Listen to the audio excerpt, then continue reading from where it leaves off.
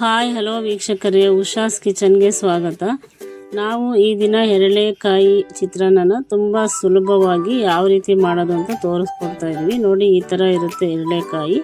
ಈಗ ಅದ್ರದ್ದು ಚಿತ್ರಾನ್ನ ಯಾವ ರೀತಿ ಮಾಡೋದು ಅಂತ ತೋರಿಸ್ಕೊಡ್ತಾ ಇದ್ದೀವಿ. ಈಗ ಒಂದು 5-6 ಸ್ಪೂನಷ್ಟು ಎಣ್ಣೆ ಹಾಕ್ತಾ ಇದ್ದೀನಿ. ಇದು ಎಣ್ಣೆ ಚೆನ್ನಾಗಿ ಕಾಯಬೇಕಿದು. ಎಣ್ಣೆ ಚೆನ್ನಾಗಿ ಕಾದ್ಮೇಲೆ ಒಂದು 5-6 ಸ್ಪೂನಷ್ಟು ಹಾಕಿದ್ದೀನಿ ಎಣ್ಣೆನ. ಇವಾಗ ಎಣ್ಣೆ ಕಾದಿದೆ. ಈಗ ನಾನು ಒಂದು ಸ್ವಲ್ಪ ಶೇಂಗಾ ಬೀಜನ ಹಾಕ್ಕೊಂಡಿದ್ದೀನಿ. ಈಗ ಶೇಂಗಾ ಬೀಜನ ಹುರಿದ್ಬಿಟ್ಟು ನಾವು ಸಪ್ರೇಟಾಗಿ ಹುರಿದ್ಬಿಟ್ಟು ತಗೊಂಡ್ರೆ ಮೇಲ್ಗಡೆ ಹಾಕ್ಕೊಂಡು ತಿನ್ನಬೇಕಾದ್ರೆ ಕ್ರಿಸ್ಪಿ ಆಗಿರುತ್ತೆ. ನಾವು ಒಗ್ಗರಣೆ ಜೊತೆಗೆ ಹಾಕಿದ್ರೆ ಸ್ವಲ್ಪ ಮೆತ್ತಗೆ ಅನಿಸುತ್ತೆ. ಅದಕ್ಕೋಸ್ಕರ ಈ ಥರ ಸಪ್ರೇಟಾಗಿ ನಾವು ಹುರಿದ್ಬಿಟ್ಟು ತಗೊಂಡ್ರೆ ನಾವು ತಿಂಡಿ ತಿನ್ನಬೇಕಾದ್ರೆ ಕಲಿಸ್ಬಿಟ್ಟು ಇದನ್ನು ಮೇಲೆ ಹಾಕ್ಕೊಟ್ರೆ ಕ್ರಿಸ್ಪಿ ಆಗಿರುತ್ತೆ. ತಿನ್ನೋದಕ್ಕೂ ಚೆನ್ನಾಗಿ ಅನಿಸುತ್ತೆ. ಇವಾಗ ಎಣ್ಣೆ ಚೆನ್ನಾಗಿ ಕಾದಿದೆ. ಇವಾಗ ನಾವು ಒಂದು ಸ್ವಲ್ಪ ಸಾಸಿವೆ ಹಾಕೊಳ್ಳೋಣ. ಒಂದು ಅರ್ಧ ಸ್ಪೂನಷ್ಟು ಸಾಸಿವೆ ಹಾಕ್ತಾಯಿದ್ದೀನಿ. ಸಾಸಿವೆ ಎಲ್ಲ ಚೆನ್ನಾಗಿ ಸಿಡಿದ್ಮೇಲೆ ಕಡಲೆಬೇಳೆ ಮತ್ತು ಉದ್ದಿನಬೇಳೆನ ಹಾಕ್ತಾಯಿದ್ದೀನಿ. ಸ್ವಲ್ಪ ಹಾಕ್ಕೊಳ್ಳಿ. ಒಂದೊಂದು ಅರ್ಧ ಸ್ಪೂನಷ್ಟು ಕಡಲೆಬೇಳೆ, ಒಂದು ಅರ್ಧ ಸ್ಪೂನಷ್ಟು ಉದ್ದಿನಬೇಳೆ ಹಾಕ್ಕೊಂಡಿದ್ದೀನಿ.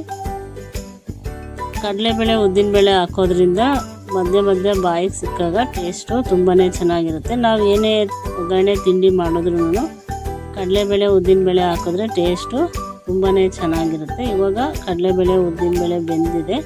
ಈಗ ಇಲ್ಲಿ ಒಂದು 2 ಮೀಡಿಯಮ್ ಸೈಜು ಈರುಳ್ಳಿನ ಸಣ್ಣದಾಗಿ ಕಟ್ ಮಾಡಿಬಿಟ್ಟು ಹಾಕ್ತಾಯಿದ್ದೀನಿ. ಸಣ್ಣದಾಗಿ ಕಟ್ ಮಾಡಿ ಹಾಕ್ಬಿಟ್ಟು ಅದಕ್ಕೆ ಒಂದು 5-6 ಹಸಿಮೆಣ್ಸಿನ್ಕಾಯಿ ಹಾಕ್ತಾಯಿದ್ದೀನಿ. ಮತ್ತು ಕರ್ಬೇವಿನ ಸೊಪ್ಪು ಒಂದು 2 ಎಸಳು ಹಾಕ್ತಾಯಿದ್ದೀನಿ. ಕರ್ಬೇವಿನ ಸೊಪ್ಪು ನಾವು ಎಷ್ಟು ತಿಂತೀವೋ ಅಷ್ಟು ಆರೋಗ್ಯಕ್ಕೆ ಒಳ್ಳೆಯದು. ಮತ್ತು ಬೆಳಗ್ಗೆ ಎದ್ದ ತಕ್ಷಣ ಹಸಿ ಕರ್ಬೇವಿನ ಸೊಪ್ಪನ್ನ ಒಂದು 2 ಕಡ್ಡಿಯಷ್ಟು ಡೈಲಿ ತಿಂತಾ ಬಂದರೆ ಆರೋಗ್ಯಕ್ಕೆ ತುಂಬಾ ಒಳ್ಳೆಯದು, ಕಣ್ಣಿಗೆ ಮತ್ತು ಕೂದಲಿಗೆಲ್ಲ. ಈಗ ಸ್ವಲ್ಪ ಜೀರಿಗೆ ಹಾಕ್ತಾಯಿದ್ದೀನಿ. ಜೀರಿಗೆ ಡೈಜೆಷನ್ಗೆ ತುಂಬಾ ಒಳ್ಳೆಯದು. ನಾವು ಏನೇ ಒಗ್ಗರಣೆ ಮಾಡಿದ್ರೂ ಸ್ವಲ್ಪ ಜೀರಿಗೆ ಹಾಕ್ಕೊಳ್ಳಿ, ಆರೋಗ್ಯಕ್ಕೆ ತುಂಬಾ ಒಳ್ಳೆಯದು. ಈಗ ಬೆಂದಿದೆ. ನಾವು ರುಚಿಗೆ ಎಷ್ಟು ಬೇಕೋ ಅಷ್ಟು ಉಪ್ಪು ಹಾಕ್ಕೊತಾ ಇದ್ದೀನಿ. ಇಲ್ಲಿ ಒಂದು 3/4 ಸ್ಪೂನಷ್ಟು ಉಪ್ಪು ಹಾಕ್ತಾಯಿದ್ದೀನಿ. ಉಪ್ಪು ಹಾಕ್ಬಿಟ್ಟು ಚೆನ್ನಾಗಿ ಫ್ರೈ ಮಾಡ್ಕೊಳ್ಳಿ. ಅದು ಈರುಳ್ಳಿಗೆಲ್ಲ ಚೆನ್ನಾಗಿ ಹಿಡಿಯುತ್ತೆ. ನಾವು ಈರುಳ್ಳಿ ಬೇಯಬೇಕಾದ್ರೆ ಉಪ್ಪು ಹಾಕಿದ್ರೆ ಈರುಳ್ಳಿನೂ ಸಹ ಬೇಗ ಬೇಯುತ್ತೆ. ಅದಕ್ಕೋಸ್ಕರ ನಾವು ಇವಾಗಲೇ ರುಚಿಗೆ ತಕ್ಕಷ್ಟು ಉಪ್ಪು ಹಾಕ್ಬಿಟ್ಟು ಮಿಕ್ಸ್ ಮಾಡ್ಕೊಳ್ಳಿ. ಇವಾಗ ಒಂದು ಸ್ವಲ್ಪ ಅರಿಶಿನ ಹಾಕ್ತಾಯಿದ್ದೀನಿ. ಅರಿಶಿನ ಆ್ಯಂಟಿಬಯೋಟಿಕ್ಕು, ಆರೋಗ್ಯಕ್ಕೂ ತುಂಬಾ ಒಳ್ಳೆಯದು. ಮತ್ತು ನಾವೇನೇ ಗಾಯ ಮಾಡಿಕೊಂಡಾಗ ತಕ್ಷಣವೇ ಅರಿಶಿನ ನಾವು ಹಾಕ್ಕೊಂಡಾಗ ಬೇಗ ಕ್ಯೂರ್ ಆಗುತ್ತೆ ಗಾಯಗಳು. ಮತ್ತು ಸ್ವಲ್ಪ ಕಾಯಿ ಹಾಕಿದ್ದೀನಿ. ಇಲ್ಲಿ ಕಾಯಿ ಹಾಕ್ಬಿಟ್ಟು ಚೆನ್ನಾಗಿ ಮಿಕ್ಸ್ ಮಾಡ್ಕೊಳ್ಳಿ. ಇಲ್ಲಿ ನೋಡಿ, ಇದು ಎರಳೆಕಾಯಿ ಅಂತಂತ ಈ ಥರ ಇರುತ್ತೆ. ಇದನ್ನು ಅರ್ಧ ಹೆಚ್ಚಿಬಿಟ್ಟು 1.5 ಅಷ್ಟು ಎರಳೆಕಾಯಿ ಹಾಕಿದ್ದೀನಿ ನಾನು. ಅದರದ್ದು ರಸ ತೆಗೆದ್ಬಿಟ್ಟು ಹಾಕಿದ್ದೀನಿ. ಈಗ ಸ್ಟವ್ ಆಫ್ ಮಾಡಿದ್ದೀನಿ ನಾನು. ಸ್ಟವ್ ಆಫ್ ಮಾಡಿದ್ಮೇಲೆ ಹಾಕಬೇಕು. ಇಲ್ಲ ಅಂತಂದರೆ ನಾವು ಒಗ್ಗರಣೆಗೆ ಹಾಕಿದ್ರೆ ಸ್ವಲ್ಪ ಕಹಿ ಬರುತ್ತೆ. ಅದಕ್ಕೋಸ್ಕರ ನಾವು ಸ್ಟವ್ನ ಆಫ್ ಮಾಡಿಬಿಟ್ಟು ಲಾಸ್ಟಿಗೆ ಇದನ್ನು ರಸನ ಹಾಕಬೇಕು. ಆವಾಗ ತುಂಬಾ ಚೆನ್ನಾಗಿರುತ್ತೆ. ಯಾರೆಲ್ಲ ಹೊಸಬ್ರಾಗಿದ್ದರೆ ನಮ್ಮ ಚಾನೆಲ್ನ ಸಬ್ಸ್ಕ್ರೈಬ್ ಮಾಡ್ಕೊಳ್ಳಿ, ಪ್ಲೀಸ್ ಲೈಕ್ ಮಾಡಿ. ಮತ್ತು ಪಕ್ಕದಲ್ಲಿರೋ ಬೆಲ್ ಐಕನ್ನ ಕ್ಲಿಕ್ ಮಾಡಿ ಹಾಲ್ ಅಂತ ಕೊಡಿ. ನಾವೇನೇ ಮಾಡಿದ್ರೂ ನೋಟಿಫಿಕೇಷನ್ ನಿಮಗೆ ತಕ್ಷಣವೇ ಬರುತ್ತೆ. ನೋಡಿ, ಇವಾಗ ಶೇಂಗಾ ಬೀಜ ಹಾಕ್ಬಿಟ್ಟು ಮಿಕ್ಸ್ ಮಾಡ್ಕೊಂಡಿದ್ದೀನಿ ನಾನು. ಮತ್ತು ಸ್ವಲ್ಪ ಕಾಯಿ ತುರಿ ಹಾಕ್ತಾಯಿದ್ದೀನಿ. ಕಾಯಿ ತುರಿನೂ ಹಾಕ್ಬಿಟ್ಟು ಚೆನ್ನಾಗಿ ಮಿಕ್ಸ್ ಮಾಡ್ಕೊಳ್ಳಿ. ಈ ಥರ ಕಾಯಿ ತುರಿ ಮೇಲ್ಗಡೆ ಹಾಕೋದ್ರಿಂದ ಚಿತ್ರಾನ್ನ ಒಳ್ಳೆ ಟೇಸ್ಟು ಕೊಡುತ್ತೆ.